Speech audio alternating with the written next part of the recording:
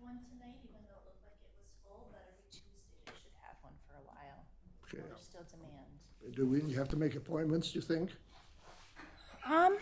They like you to, because at this point, when everyone wants it, they do it out, Yeah. but, Thank you. yeah. Ready when you are, Chair. We're going to call this meeting of this Victoria Senior Advisory Committee to order. And first order of business is a roll call. Susan Bill. Present. Dave Kleinfelter. Julie Hughes absent. Where's Patrick? I saw him earlier. Yeah, I don't know where he ran off to. Jack, Yes. nice to have you here. Nancy, I'm here. nice to have you here. And our newest member, Richard Doyle. Richard, Welcome. good to have you with us. Great to be here. Terrific. We have petitions, proclamations, suggestions, and everything else, but no complaints. Melissa, what do you got for us? Well, we'll take complaints too. All right, all right. I was hoping for an A+ on our report card. Yeah, I will shimmy over. So for events, I just want to update you. City of Chanhassen is hosting their 55 Plus Expo this week. If you're looking for something to do on Wednesday, October 4th, swing over to the Chanhassen Rec Center. And they will have a ton of different resources out there and available for you.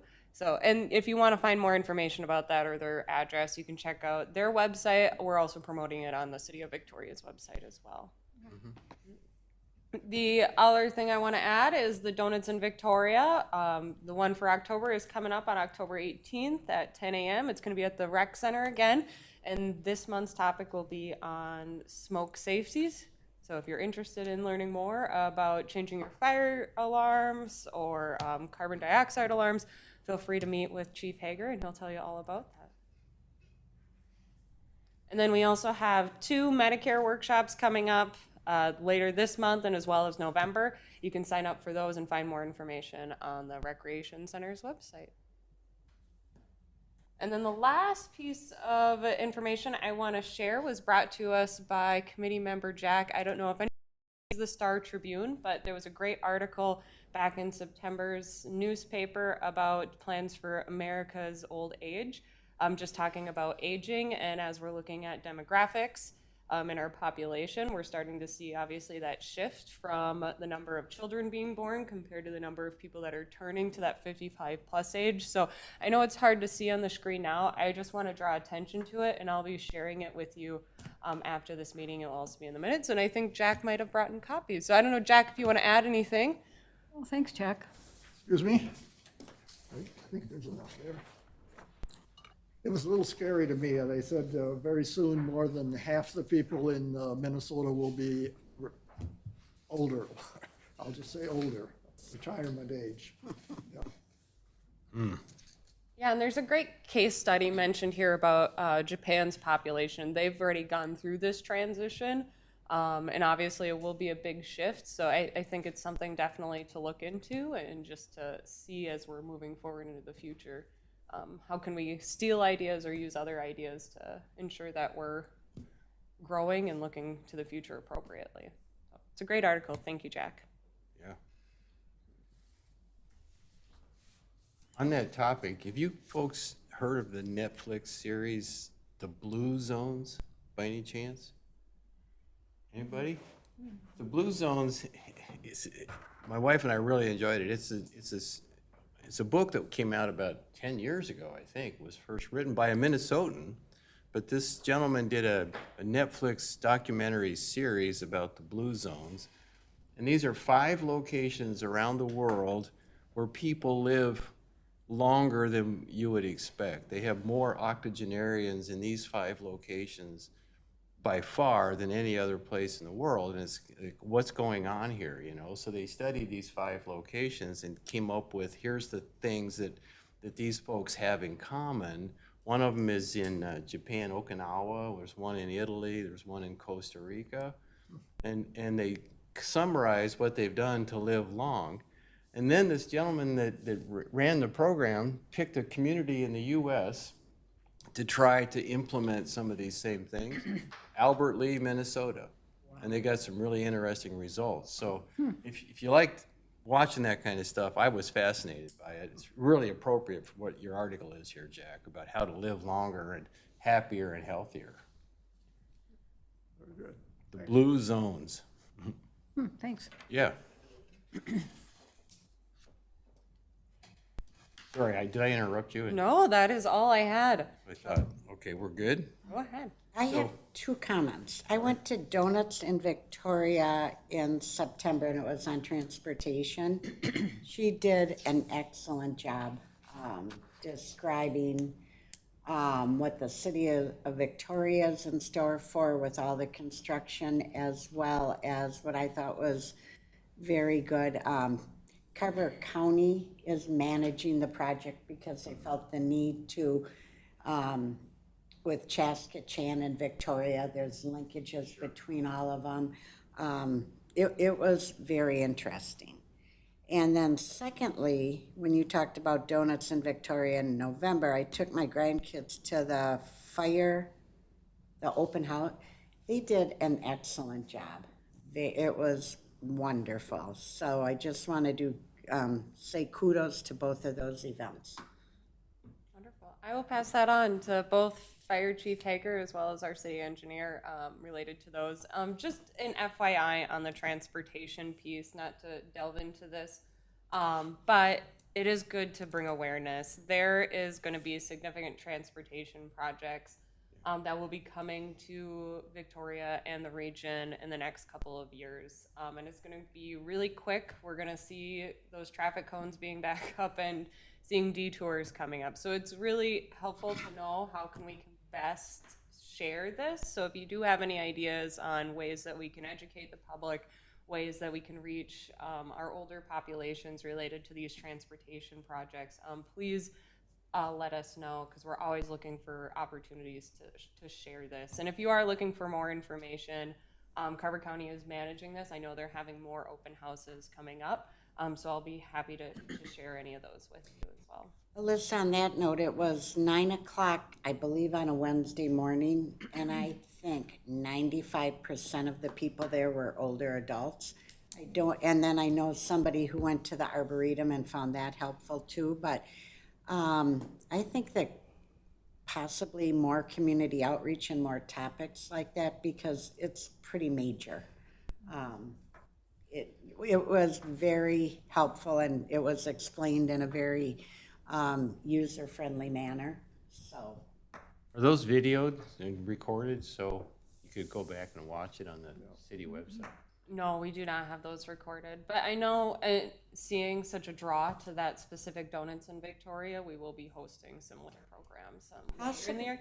Right now, there's not a whole lot of changes currently, but once we get closer to next spring, we'll obviously know more when it comes to funding and when projects will be starting, and some design work. We'll actually have some specs back, so then we'll be presenting that again to the public in a similar fashion. Jack. I just wanted to say the presenter, the city engineer, was very thorough and very, very knowledgeable and very up on it. And I left scared, thinking, I live on the north side of Highway 5. How am I going to get to the south side when they're going to go right through the middle? Right. And so there are lots of questions, and I'm sure that's going to, the first thing that people, their older people, are going to say is, how are we going to get around or get out? So it's important to get information out as quickly as we can. Absolutely. Yeah. Well, I'll take the opportunity to talk up Citizens Academy, because city engineer, the fire chief, all of these folks that are doing such a good job in micro events also lend their talents to something in the spring called Citizens Academy. And if you haven't been, you've got to go, and you've got to drag your neighbors, because it is so informative. They do such a fabulous job. And is it a 5-week program?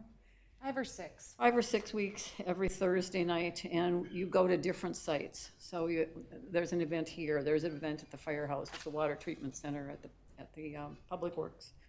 And there's just not a better way to do a deep dive into what's happening in your city. And they're all just so well done. So it seems to fly under the radar, and the attendance is poor, and I just don't get it. The city folks put on such a good event, and if there's 8 people in the audience, it's a good night. Mm-hmm. Absolutely. Yeah, our typical program, we've fluctuated on specifically the Citizens Academy from 8 to 15. And, you know, we really cherish those events. It's probably one of our favorite events as city staff. But those 8 people, those 15 people that show up, then they become our champions. And we know that we have 2 of those graduates sitting here that join the committees or any other committees because of those events where they start learning. Yeah, So like it definitely has a ripple effect on those. And we love every single person that comes to one of those because they become more engaged in the community. And they feed you. And we feed you. Good. It's at dinner time, so they feed you. We ready to, next agenda item? Yes. Anybody else? We'll go to approval of the minutes then. We have the September 11th meeting. Would somebody like to move approval of those minutes? I make a motion to approve the minutes of September 11th. Thank you, Sue. Is there a second? Yes, Jack I'll second. seconds. All those in favor, say aye. Any opposed, same sign. It carries. We'll go on to old business, 5.1, reviewing the trail progress. Yeah, well, I will kick us off and then I'll pass it back to the committee to see if we want to discuss anything related to this. Obviously, it's been a little less than a month since the last time we met and we started kicking off the trail audit project, the walking audits of the trail routes that we discussed and proposed. So I know many of you picked up clipboards. Thank you for doing that and thank you for starting to take your walks. I've gotten some back already, so that's awesome. So I thought we'd just take a moment and see where we are and see if anyone has anything to report specifically about the audit project. Are you able to tell us what's left? It would be helpful to know what hasn't been walked, so that we Yes. can pick up that slack. We have 2 walking routes that are left. I believe it's walking route 7 and walking route 1. So walking route 1 is a little bit longer of a route. It starts at Lake Bridge Park and it goes all the way to Madison Park. So it's probably 3.5 miles of various terrain, gravel, boardwalk, and just regular sidewalk. And then Route 7, which is over by Swiss Mountain neighborhood, that's a little bit more of an elevation creep, and you do run into gravel on that trail as well. So I do want to be cautious. Specifically on that 7, there's some areas where you do have very challenging elevation changes. I made a note on my audit forms, because I remembered that you said that there was an opportunity perhaps to get grant money for this in the future. And from the routes that I walked, it seemed like the common theme was wayfinder signage. Because I did 3 walks, 2 of them with partners and 1 alone. And the 2 that I did with partners, I was glad to have done with partners because we were lost. And so I knew it wasn't just me. Yeah. And then I went home and, you know, I wrote the notes about, we need signage here. Because the written instructions, I don't think they were accurate, and the map is hard to follow. So that was my constancy that I saw throughout the walks, is that would be helpful. Just an arrow, something, you know, something. You are here. Absolutely. Yeah, following up on that, I too, we've lived here 10 years, but we must stay in our condo all the time because I'm not familiar with, most of you talk about different areas, and we need some kind of address or where you park your car or that kind of thing. And I'm sure that will all come, but it was a little bit, it was confusing. I just picked the one that was right in front of my condo, so I wasn't going to get lost. I agree with Nancy about the signage, and perhaps as well, you know, if we do get grant money, not only the signage throughout the trails, because they're not all trails, they're trails, they connect to city streets, there's sidewalks, so you have a combination, but also a rating on like elevations or difficulties, and I know that's different for all people, but that would be helpful as well.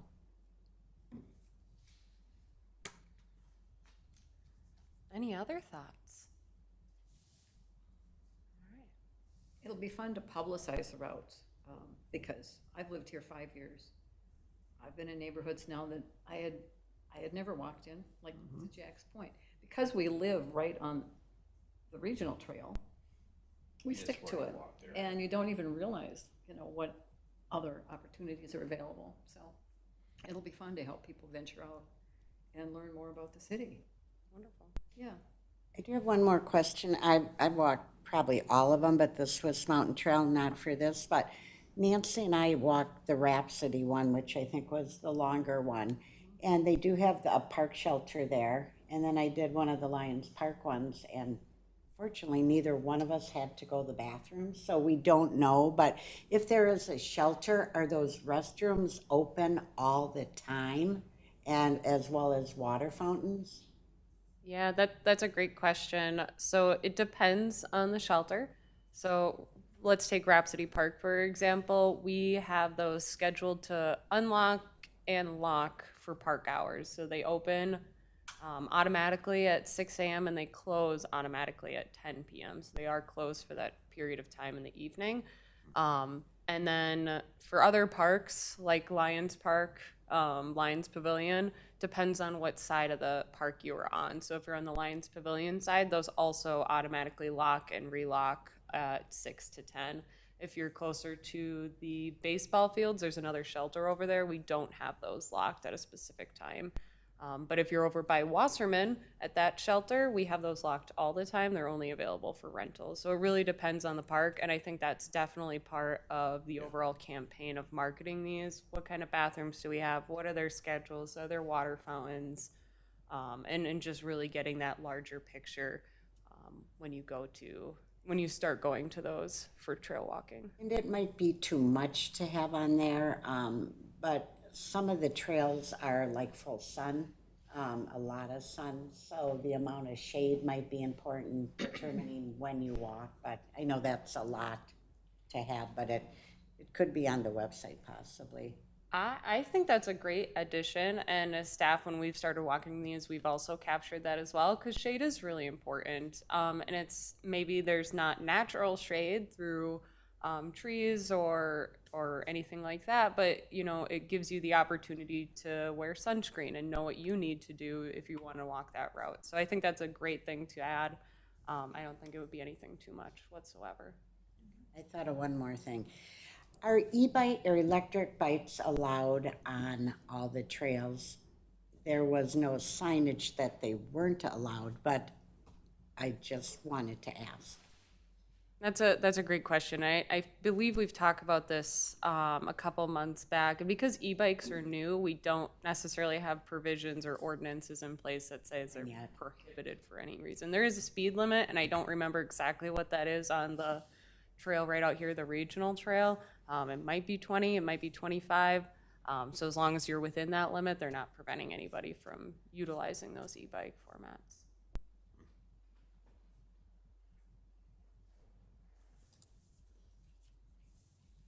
The other thing I want to add, not quite related to trails, but I think it will once we actually start getting these nailed down and start advertising these, is what the city is starting to do on their parks pages. So previously we just had a map of all of our parks, but we took the opportunity this summer and fall to really detail out what each park has to offer. And putting things like what park amenities are, what park facilities do they have, including shade, trash bins, picnic tables, and all those. I believe this is the same type of resource we'd like to mimic for the trail routes. So we'll have a one page just specific to each trail, where we can list, you know, what park connections do they have, what amenity resources do they offer, what type of rating is it on our scale of hard, easy, medium, whatever that might be.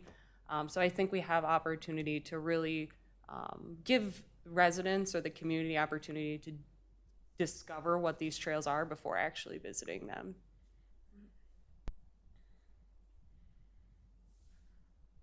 And if you haven't yet, feel free to virtually explore all of our parks. We have quite a few of them, and we took a lot of time making sure that this is out there and we're being as transparent as possible when it comes to our park resources and amenities. So feel free to take a look. Nice. Nice.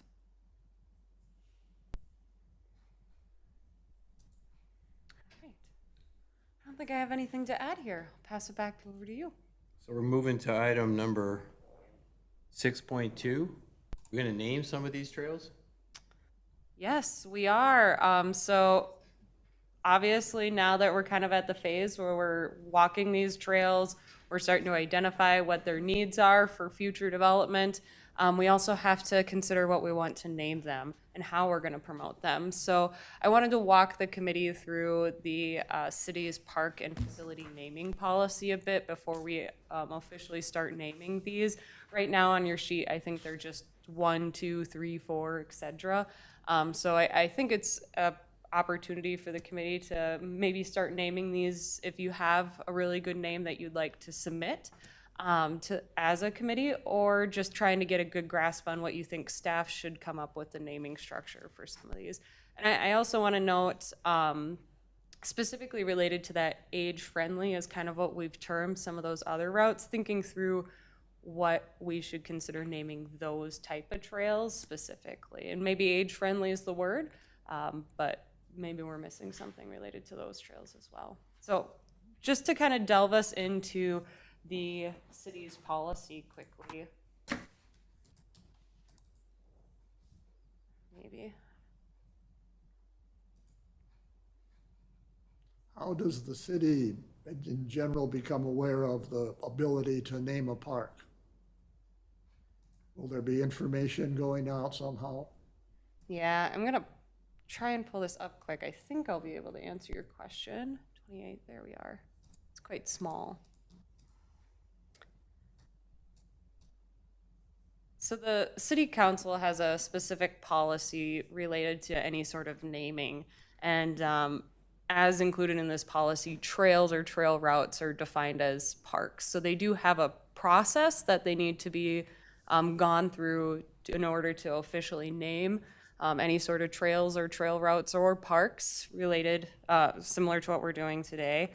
So some of the naming criteria, I'm going to skip over this and I'll go through that in a bit, but when it comes to the actual process, requests for naming will go through resident or situations like this side of committee where they can review and come up with some sort of naming criteria. And then that will be formally submitted, reviewed by staff, made some notes or documentation, and then it will be received by the Parks and Recreation Committee. And then it is the Parks and Recreation Committee's role to consider those suggestions and make a formal recommendation to the City Council. And then at that point, the council would have the final authority to obviously officially name any sort of routes or parks or trails. So I know that's kind of just broad, but it is kind of just a similar step process. And the general criteria that we have as a city for naming are through a couple different sections. So the first section we have is environmental criteria. Environmental criteria are things related to what is in the park or trails vicinity. A great example of this would be the Wasserman Lake Preserve. Wasserman Lake Preserve is a park that is named after the lake that it resides on. So again, just looking at one's environment and naming it based on that. Another example would be Kelzer Pond, which similar, you're naming it after an adjacent waterway. Another criteria opportunity could be geographic location, very similar to environmental, but this does not have to be specific to nature or nature nearby. So example like that could be Laketown Park or Lake Bridge. Those are specifically named after the development that they are within. So again, not specific to nature, but naming based on the specific place that it resides in. We also have historic or symbolic location criteria. These are based on a place, an event, a figure, a person, a family. So great examples of that would be D-Town Park, named after the D-Town family, Goodman Park, named after the Goodman family, Noderman Woods, named after the Noderman family. So all those are based on a specific character that was within the community that either had tremendous service or leadership or some sort of historic element that you could name an instance off of. D-Town Park was named after the farm that it resides on. Same with Goodman. That was the Goodman area, Goodman Farm. Looking at these, is there criteria? I know some parks have like wood chips. there are two parks in Deer Run that have these little stone pebbles. Why are surfaces different in the parks? And that might be a Park and Rec committee question, but I'm just curious. No, I'd be happy to answer that. So the stone pebbles is what we call pea rock or pea gravel. It's more of an outdated form of playground surfacing. What the city and what neighboring communities would prefer is to see either that wood fiber or wood chip material, or maybe that more rubberized format. So as we're upgrading our playgrounds and our parks, we're trying to get rid of those pea rock, pea gravel type materials and upgrade them. It is pretty expensive, so we do have the Parks and Recreation Committee and the department have a schedule that they're trying to slowly upgrade each of our parks to, but it does take time. As Victoria this is kind of in relation to parks, but as Victoria continues to grow and new neighborhoods, subdivisions, communities are built, are there park dedication funds that are made available to the city? When you develop something, you have to put in a park, and there's some money that comes to the cities so they can maintain them in the future. Is that correct? And is that the case here in Victoria? It's a part correct answer. So yes, when new developments come, developers are required to provide some sort of park dedication. That can be park dedication of land. So for example, the Brookmore development that's coming through, they are dedicating about 5 acres of land to the city for a future park. The other opportunity is park dedication fees. So in lieu of land, they can give the city a lump sum saying, okay, we don't necessarily want to put in a park here. The city doesn't necessarily need a park here. So we're going to pay you a fee of upwards of 10%, I believe, is the max that they can give for the city to use on a future park. We can't use it on park maintenance. We can't use it on replacement of park fixtures like a playground. We have to use it on new parks within the city. So it's very specific on what we can use them for. So we can take park dedication fees that we receive from a different development and then build that Brookmore Park that they dedicated the land for. Along with that, on the trail I walked, there is a bench, and it's dedicated by a family who happened to live in the condo with a little cement thing down on the ground. And very, very nice and in a very appropriate place. So would there be possibility, something like this, for them to choose to do that? As Yes. opposed to just dedicate money? Yeah, so we do have a sponsorship program within the city that is related to park benches, picnic tables. We also have tree options that if people are interested, they can pay to have the city put in a park bench, a tree, a picnic table in dedication or a memorial of somebody. So we do advertise that, we do promote that. And I think one of the biggest hiccups to that is we don't necessarily have like spots identified for future bench placement. And I think this, as we're walking these routes, will definitely help us. So when somebody says, hey, I'm interested in procuring a bench in memory of a loved one, we can say, okay, well, here are some options that the city has. Obviously, we'll work with them to find something that might be memorable for them as well. But if we can come to an agreement, maybe if they live close to Lions Park and we know that there's a park bench that's needed over there, or on that trail route, we can definitely make that work. Good idea. Yeah. And then the last bucket, civic contribution. Again, kind of similar to the last one on historic, but really looking at somebody or a family that has really given back to the community, given back to Victoria in a very meaningful way. So 2 examples of that would be Poppets Field with Mike Poppets from the Victoria Vics, or Lions Park with the Lions group and their contribution to the city. So those are really the main buckets that when we're looking at naming facilities, parks, anything within the city that we're trying to make sure that we're funneling these under. So just to give that background on what we should be looking at as we name these trail routes. So bringing us to this group, could be the body that would recommend names. Absolutely. The Park and Rec Commission, city. So I think we ought to be thinking about that as we finish this project, that we name them. Yeah. So it's not necessarily something we have to decide today. This is more of a brief overview of what we should be thinking about as you walk those routes, as you continue to walk these routes. Start thinking in the back of your head, what do you think would be a really great idea for naming some of these areas? And I know we've kind of earmarked some of them as we were walking through, but those do not need to set in stone. And then again, when we're thinking about how do we classify those age-friendly routes that we've been walking, how do we make sure that they are known to the community as age-friendly? So what kind of terms do we want to start thinking about and using for those? Well, and that age-friendly, I mean, somebody can be 30 years old and someone can be 70, and it's so subjective, you know, age-friendly. But it's a start, and I think a good thing.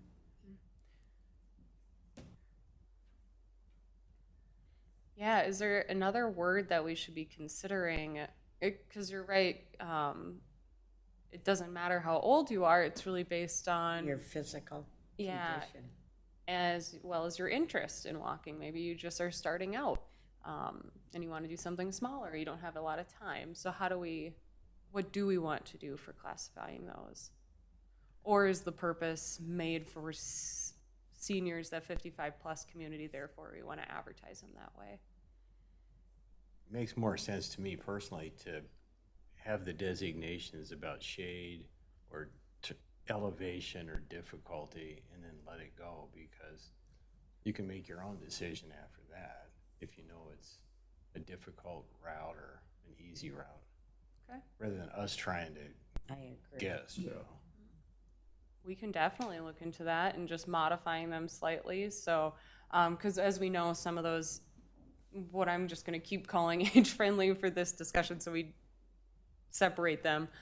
Some of them overlap some of the larger routes. So what we can do is we can have a shortened and we can have an extended route instead of maybe an age-friendly versus just a regular route. Yeah.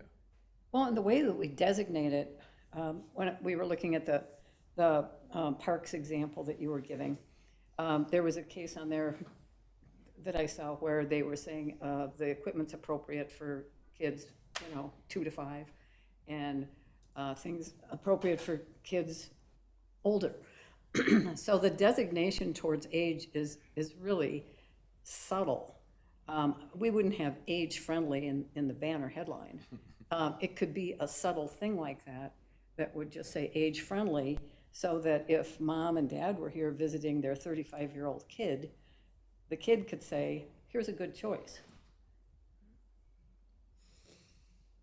Yeah, that is a total opportunity as well as, and just for people to know what Nancy was talking about on the bottom of some of these areas, they have playground equipment appropriate ages.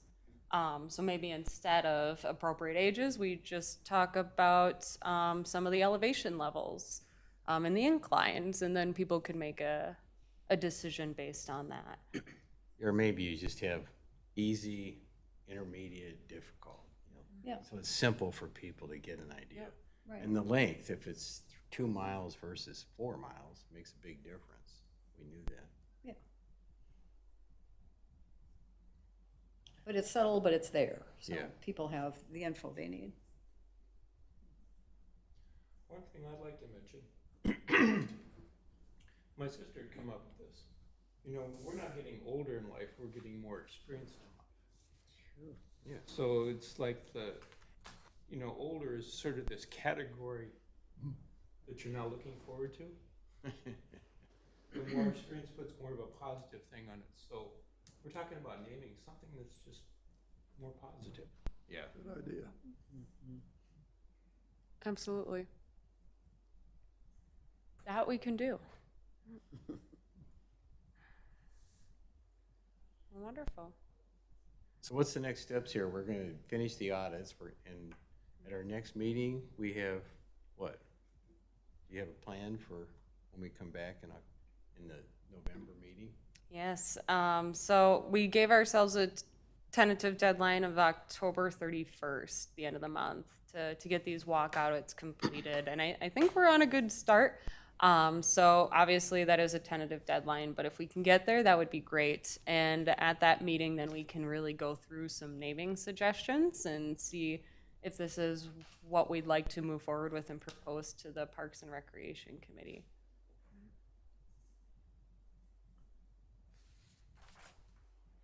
As a committee, would you like to take the opportunity to start developing these names, or would you like staff to help in crafting these? I would like staff to do it. They probably have a little more knowledge, and then we can add input. I think it's good either way, you know, if you've walked one of these and there's a name that pops into your head, let's. It's funny, on my audit sheets, I named them, Oh. but it was so duh. Like, I called one the Rhapsody Park Trail, and another one was Lions Park Trail 1, and the other one was Victoria Elementary School Trail. So I'm with Sue. I think the city can pick out what the element is in that space that makes it an obvious name. They don't have to be cute. They should be obvious geographic markers that people would know exactly where to head if they're headed for that trail. Yeah. Yeah, exactly, like the Rhapsody or Lions Park or Victoria Elementary, those are your starting points parking, and those are identifiable. Like, that's where you park. Yeah. That makes it the trail name. Which one did I walk? Number 3, and it was Into the Woods. It was cute because we were in the woods, but yeah, it wasn't. It started at Lions Park, so All right. anyway, I agree. How about this? We could do kind of a mix of both, like you mentioned, Chair, where we can bring back a couple of names, and then as we go through discussing them, if we have better ideas from the committee, we can add those to the list and then vote on them. All right. I think we have a plan. Let's move on to item 6.2 then, the mid-year senior advisory committee report. Yes, we are about 6 months in from our April start date, which is pretty exciting. So as some of us are very comfortable with, Richard, as you are new, we do an update to City Council, or either the chair, the vice chair, or another member of the committee just presents to council, gives them kind of just an informal update on what the committee has been working on for the last 6 months or so. And we do this twice a year at the beginning of the session, so in April or March, and then we'll go ahead and do it in October as well. So that is what we're looking at, is that mid-year update. And so what I wanted to do is just provide us what our work plan has in it, and just a bullet point again on what have we been up to, or if we haven't gotten to it yet, when is the anticipated start time for some of those. So as we see for the first bullet point, conduct the assessment of the senior resource packet. We do this every year, kind of closer to the end of the year. So just on that kind of note, we'll probably earmark that for our next meeting in November, just to start looking at, are we missing things? Are there email addresses that are not quite right? Are things outdated? New phone numbers, etc. So we'll start doing that next month. The next bullet point is review and recommend options for alternatives to the Senior Expo. So we did briefly talk about this. We didn't talk about it to a full extent, but we are promoting neighboring community senior expos this year, and I think this is something we can take a deeper look into in 2024 once the next year comes around. Moving on to the third one, we're continuing to recommend ways to better communicate and reach Victoria's population. I believe we do this at every single meeting throughout the entire meeting. Talking about, and I just put 2 examples on here for City Council to kind of really get a good grasp, but I think recommending that table of contents in the Parks and Recreation program was a great addition, as well as that 55+ section in the Recreation website. I think those are 2 clear ones But again, I think we do this at every meeting, looking at ways to better share the resources that our community already has. The fourth one is become a stakeholder in the Downtown West Phase 1 and 2. This might feel a long time ago, but at the beginning of this year, we did take that survey. We talked to our Community and Economic Development Director about what that space may look like and gave them suggestions and feedback. As that development keeps moving forward, we'll keep being engaged in those conversations and keep bringing feedback into the discussion. So, Alyssa, may I interject and ask a question about that? The timeline for development of Downtown West, I have no sense. Do they know when they're gonna have shovel in the ground on that? unfortunately, I don't have an answer for that, and I don't think as staff we do either. I think we're just kind of waiting for the developer on a funding level, but we're kind of just waiting out on that. Okay. Great question. People have asked me, and I look at them blankly. I feel like I'd look at them blankly too. Okay. I haven't heard much. Okay. So the next bullet point, I think we're all very familiar with at this point, which is developing those walking trail routes for the city and then incorporating them into the trail map. So obviously we've developed that series of trail routes, we've identified them, and now we're currently doing the walkout it. And then as we move forward, we're going to recommend those names for the Parks and Recreation Committee to review. Then the second to last one, sorry, I almost skipped over Dawn's item, but we have on there, continue to engage with Carver County Office of Aging, and I think it's a really important connection point is to hear about what is going on in the community, what is going on in our neighboring cities, what is going on in the county when it comes to resources and things that are happening. It is also important that Patrick attends these meetings as a Carver County Library representative. They have a ton of resources and programs, so it's always good to be updated and connected on those. And we also attended that county-wide Office of Aging meeting to really meet and connect with some of our neighbors and see what they're doing as well. So I think that that's always a great bullet point, is to just see what other communities are doing. And then the last one is explore what a senior facility could like in the city of Victoria. And we have not touched this one yet, at least for this year, but I anticipate us to really start looking at that in the winter months, starting January 2024.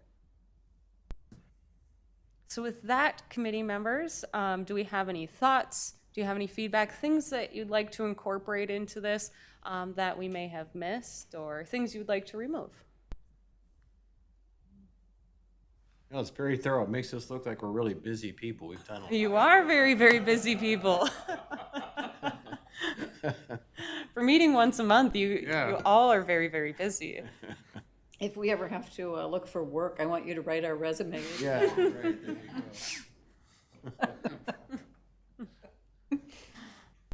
go. Any comments, questions for Alyssa?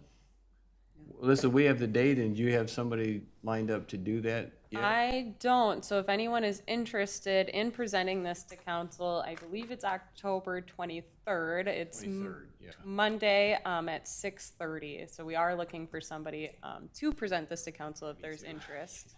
I get home the day of the 20th. Sue and I are both tied up that day. We've kind of shared this in the past, so Jack or Nancy, you'd be I'll do good. it. I'll do it. Yeah, Nancy would be great. Thank you, Nancy. I'll email you, and if Super, thank you. something doesn't work out, staff is willing to do this too. But it's much better if a committee member could do it. So I'll reach out to you. Thank you, thank you. Any other business to come before the committee today? I'm gonna come to both of your homes that day to see if you're really there. Hey, the city council are nice people. You'll enjoy it, actually. It's a good experience. Good look for the HOA. Yeah. I think we're ready to adjourn then, if there's no other business for the group. Would somebody like to move a motion that we adjourn? I so move. Nancy? Jack seconds. Jack's our primary seconder for these. Thank you. All those in favor, say aye. Aye. And any opposed, same sign. Carries, we're adjourned. Thank you. We'll see you in November. We get back the night of the 23rd, but I have